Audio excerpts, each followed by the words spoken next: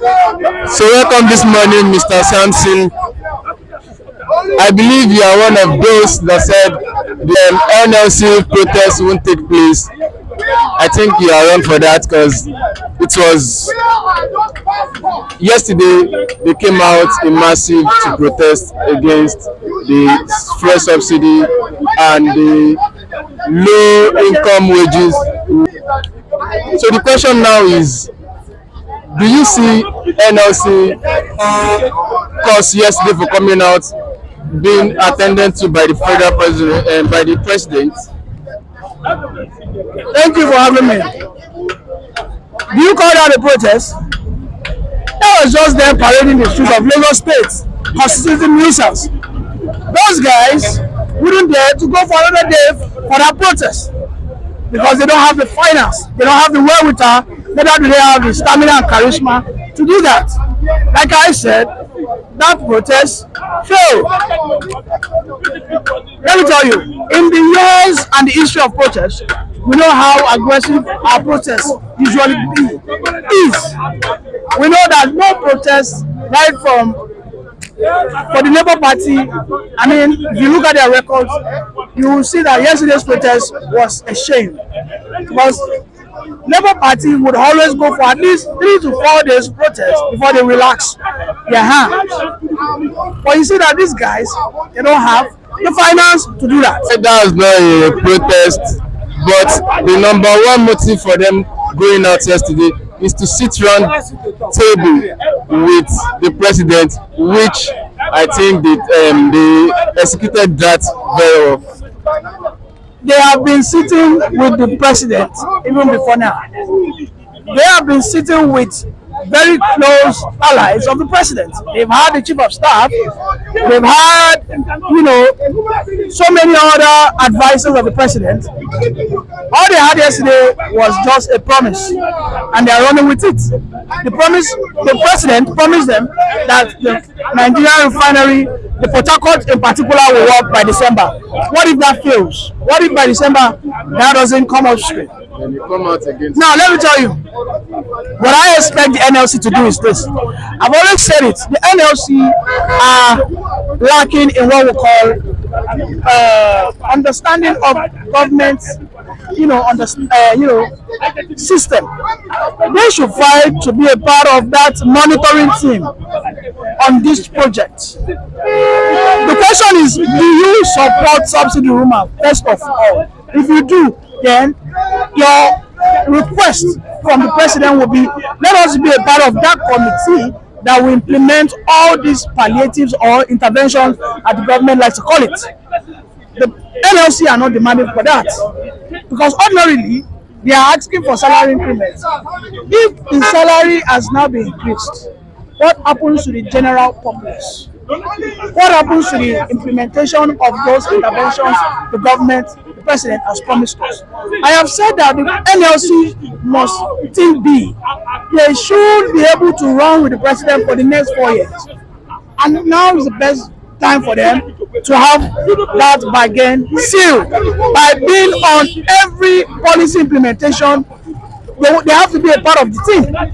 They have to be able to have that bargain with the president that, sir, okay, you say you have going to increase his salary, understood.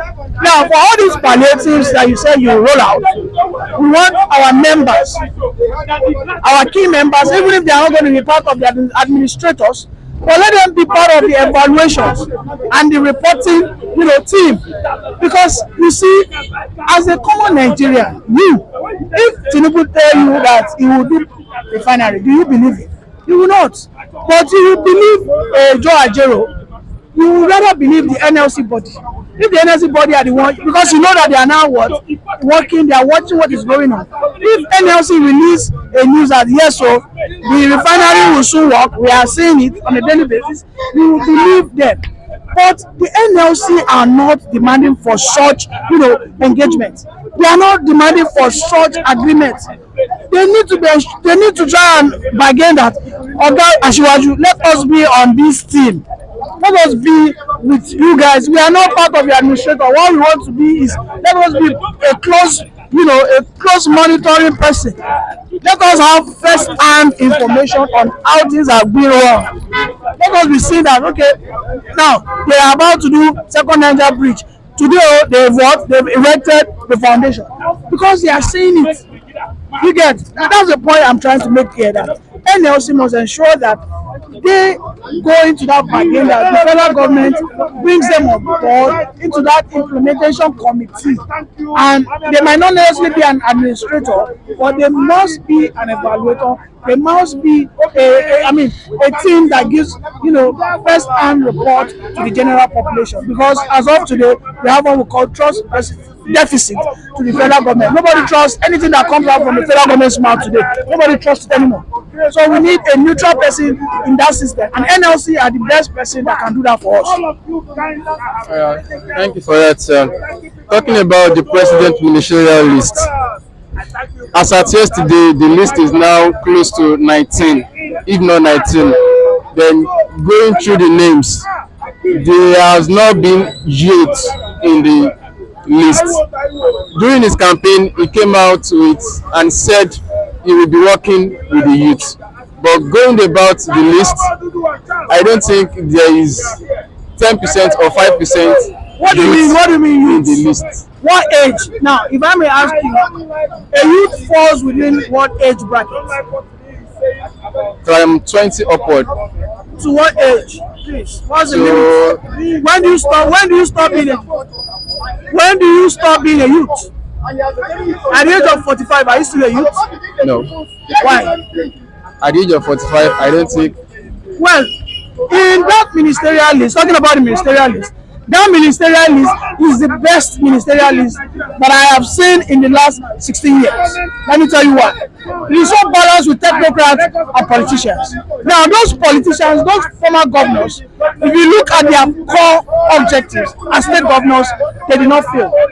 Take for instance, Wike, did he fail in the states? Take for instance, El-Rufai, did he fail? I want everybody use against these guys is security, and we understand that security of this country, especially the borders, the boundaries, is what is centralized. It is from the center. All right, so it will be unfair for we to exonerate what is going on in the south, is that it's not the fault of the governors, and for those governors in other states, we indict them that they are fully responsible. All right, look for instance Samuel Along, the Plateau State governor. He did so much when it comes to agriculture, infrastructure. He did so much even in education. Okay, look at Badaru in Jigawa State. As much as Jigawa was very close to Niger, Jigawa is right there up north. Okay, and if you go and check your records, I can tell you that you will not hear any issues of banditry, of kidnapping in Jigawa State. On rare occasions, will you hear that? Okay, now this is Badaru, who everybody calls Mr. Calculator. Badaru would not, for any reason, spend money that is outside his budget. And these guys are equally politicians. You see, as a president, you must be forward-thinking. You need technocrats, but technocrats will not win elections for you. He also brought the best set of governors. Okay, Wike, El-Rufai, Badaru, Lalong, and all that. I mean, look at those were the best set of governors. All right, look at in Lagos State, in Kano State, you said he not bring a youth. In Kano State, he brought a lady, Mariam Shetty. She's a TikToker. There's an old man TikToks. She does, she shakes her body on TikTok.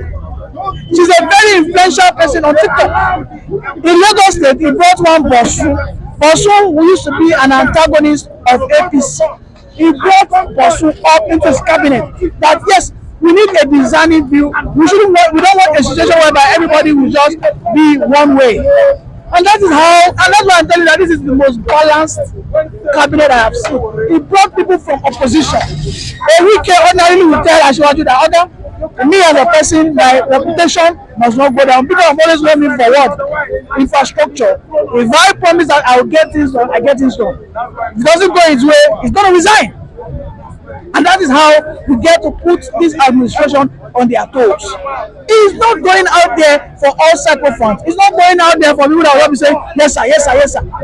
How long do you think a Wike, how long do you think Etunji Bosu, all of you think I Mary Shetty, he has better Hadu. You say he doesn't have youth. I'm not sure you are aware of those ministerial nominees. Better Hadu, she's just 35 years old. She'll be 36 this year. Is that not youth enough? You see, that ministerial list, like I have said, is the most balanced list that I have seen. And why is it 47? It is 47 because some ministries will be splitted. Why agencies and departments will be what? Be converged. Now, Ministry of Works and Housing will be splitted. We need to focus on works. We need to have someone that will focus on what? Housing. Look at the issue of education. Look at the issue of youth and what? And sports. Ordinarily, we should have a minister for sports that will focus basically on what? For sport development. Because that is another untapped resource that we have always known that we are good at. Look at Ministry of Entertainment. Okay? Look at ministry. I mean, this. So some ministries will be splitted up so that we can have what? Laser focused ministers that will what? Give a concise, a precise. Because in a situation by look at when Fashola was Minister of Works and Housing, you know Fashola did not do well in housing. He didn't do well in housing. How many houses did he build? But in works he did well. But generally we say that at least Fashola did well. Okay? If that ministry has been splitted and what he focused majorly on is works, and I'm telling you, he would have done more than what he did. Because he knows that anything that concerns works, infrastructure development is no concern. He has no business with houses. Okay? So we need these things. As a matter of fact, we should have 50 ministers.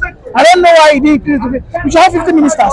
But agencies and departments must be what? They must be matched. Okay? They must be matched. There's no, because when you get to some ministries, you see some agencies that are doing the same job. Why do you have two agencies under this person? Doesn't make any sense. Okay? Look for instance, we have EFCC, we have ICPC. Those are two agencies. Why are they separate?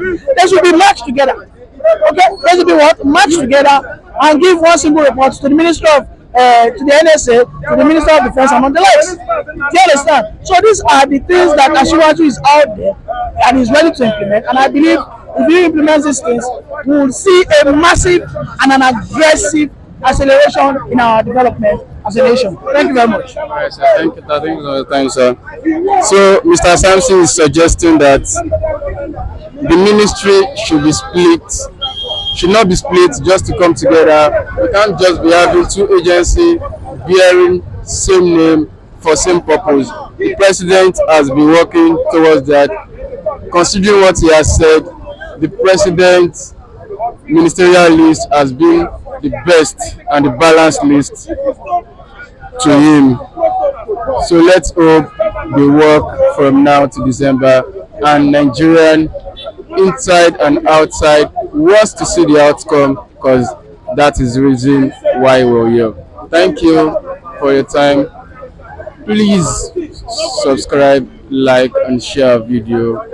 We'll be looking forward to that. Thank you for today. See you again tomorrow.